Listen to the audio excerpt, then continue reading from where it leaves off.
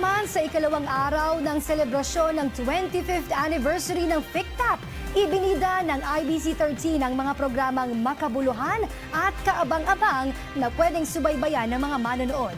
May ulat si Gavi Natividad. Makabuluhang mga palabas. Yan ang layong ipamahagi ng Intercontinental Broadcasting Corporation o IBC13 sa publiko. Bilang pagpapalawak pa ng naabot ng stasyon, nakilahok ang IBC13 sa taunang selebrasyon ng Federation of International Cable, TV and Telecommunications Associations of the Philippines o FICTAP.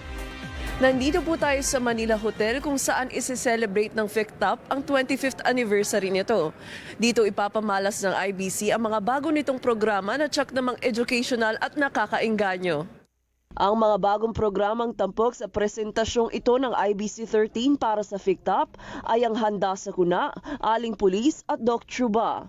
Ang Doc Truba ay naglalayong talakayin ang mga katanungang medikal mula sa iba't ibang eksperto sa medisina na hatid ni Dr. Sel Martinez. Ito ay magpe-premiere na bukas.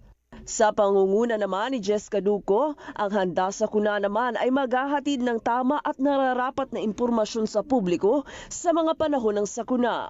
At ang Aling Pulis naman ay naglalayong ipakilala ang mga babaeng kahanga-hanga sa likod ng kanilang mga uniforme bilang parte ng pulisya o tagapagtanggol ng bayan. Kasama rin na sa mga ibinida ay ang mga katiwalang palabas na sa IBC13, tulad na lamang ng Tutok 13, Bagong Pilipinas, Express Balita, Cabinet at Work at ito ang Kongreso. Gabi Natividad, IBC News.